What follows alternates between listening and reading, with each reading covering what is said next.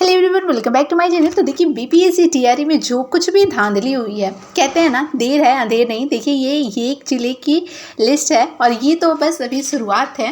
और देखिए आगे कितनी ही सीटें खाली होती हैं। अनुमान है कि 20 से 30 हज़ार तक की सीटें खाली हो जाएगी, क्योंकि ऐसे बहुत सारे फर्जी अभ्यर्थी हैं जिनका कि अब खात्मा होने वाला है और बिहार के अभ्यर्थियों के साथ इंसाफ होने वाला है। आपने देखा होगा इब्तिसाम शाहीन ने एक याचिका दायर करी थी, जिसमें उन्होंने कहा था कि आरक्षण का लाभ जो है वो सभी महिलाओं के लिए देय है, तो फिर उन्हें आरक्षण क्यों नहीं मिला। और इन्हीं की याचिका पे वो जो फाइलें थी वो खुली और यहाँ पे जो बिहार के अभ्यर्थियों के साथ और ख़ास करके महिलाओं के साथ जो भी अन्याय हुआ था वो यहाँ पे अब आपको साफ दिखने वाला है। अब ऐसे में क्या करना है कि जो भी सीटें खाली हो रही है आप उस पर क्या करो, संशोधित रिजल्ट जो है, जैसे कि जिनका भी 1-2 मार्क्स से छूट रहा था उनका यहाँ पे हो सकता है। लेकिन फिर देखिए यहाँ पे शिक्षा विभाग के जो भी आदेश होंगे और नहीं तो फिर यहाँ पे टीआरई 3 जो होना है, अब अगर उसमें संशोधित नहीं किया जा सकता तो यहाँ पे बिहार की महिलाओं को आरक्षण में लाभ मिलना चाहिए। और जो वहाँ पे उनके साथ अन्याय हुआ है वो यहाँ पे न्याय हो, क्योंकि जब तक न्याय नहीं होगा तब तक फिर ये कुछ भी साफ नहीं होगा। क्योंकि किसी भी अपने और ये ऐसा नहीं है कि सिर्फ महिलाएं के साथ भी हुआ है और ऐसे पुरुषों के साथ भी हुआ है जिन्होंने कि फर्जी ऐसे डॉक्यूमेंट्स लगा करके उनकी भी हकमारी की है। देखिए यहाँ पे जो सीटेट का है तो यहाँ पे देखिए 80 अंक हैं, लेकिन इनका जो हो चुका है सरिता देवी आप देख सकते हैं यहाँ पे, और इनका सिलेक्शन हो चुका है। तो ये देखिए इतने लोग हैं जिनका कि अभी लिस्ट निकल कर सामने आया और हर एक ज़िले से ज़िले वाइज ऐसे लिस्ट सामने निकल कर आ रही है। और यकीन मानिए टीआरई 1 और टीआरई 2, देखिए टीआरई 2 का ये है 6 to 8 का ये लिस्ट है और टीआरई 1 में भी ऐसे भरपूर मात्रा में ऐसे कैंडिडेट हुए हैं जिन्होंने अब यहाँ पे ये तो आपने देख लिया कि महिलाएं हैं जो जिन्हें कि आरक्षण का लाभ मिल चुका है। और दिव्यांग का आपने देखा कि जो 49 दिव्यांग का सिलेक्शन हुआ है, जिसमें बिहार के सिर्फ और सिर्फ 8 दिव्यांग का हुआ है। और ये कहीं ना कहीं बहुत बड़ी सोचने वाली बात है, क्योंकि आरक्षण का लाभ बिहार को ना मिल करके बिहार से बाहर के अभ्यर्थियों को दिया जा रहा है। आपने एक तो पहले डोमिसाइल ख़त्म कर दी, वहाँ से हकमारी स्टार्ट की, क्योंकि बिहार में वैसे भी कुछ नहीं है तो वहाँ से आपने स्टार्ट करा। और यहाँ पे अब वहाँ तक जब बच्चे सह रहे हैं तो फिर आप आरक्षण क्यों दे रहे हो।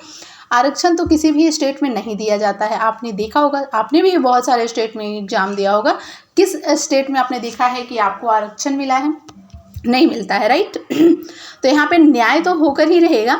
साथ ही साथ आप देखिए कि सिर्फ इसी तहत में नहीं हुआ है, और भी बहुत सारे, जैसे कि देखिए जो भी लड़की हैं उन्होंने फर्जी डोमिसाइल का सर्टिफिकेट बना करके नौकरियां ली है।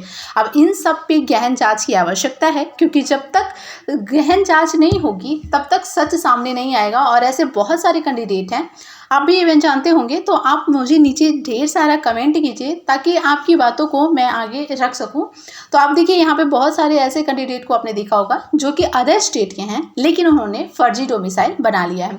अब ऐसे में शिक्षा विभाग पे भी बड़ा सवाल उठता है कि जब डॉक्यूमेंट वेरिफिकेशन किया जाता है तो क्या किया जाता है।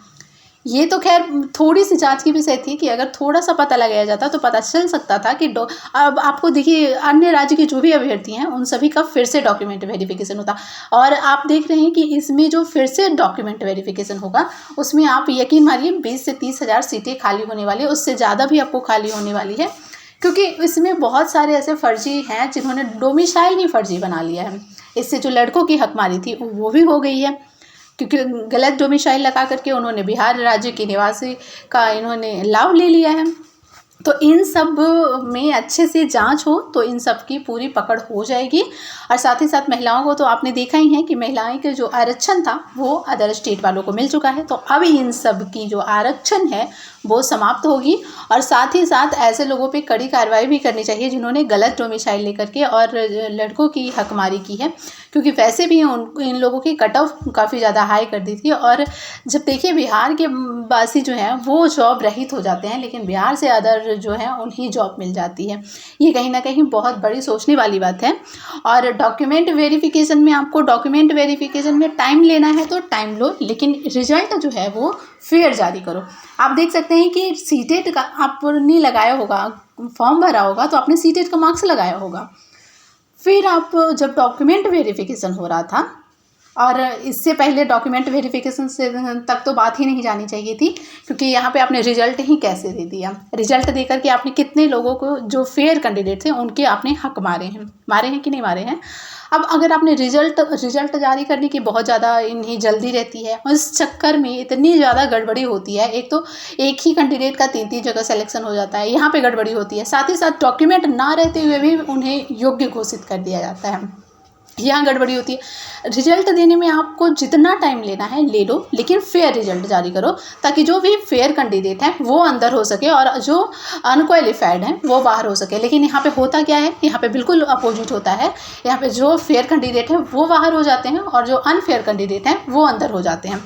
तो ये अब नहीं चलने वाला है। TRE 3 का अगर आपको रिजल्ट देना है तो थोड़ा समय ले लीजिए, लेकिन रिजल्ट में अच्छे से दीजिए, ताकि कोई भी फेयर कैंडिडेट के साथ कोई भी अन्याय ना हो। बिहार वालों के साथ वैसे ही बहुत सारे अन्याय किए जा रहे हैं, साथ ही साथ कुछ ऐसे बातें भी कही जा रही है जिससे कि आपको सोचने की बातें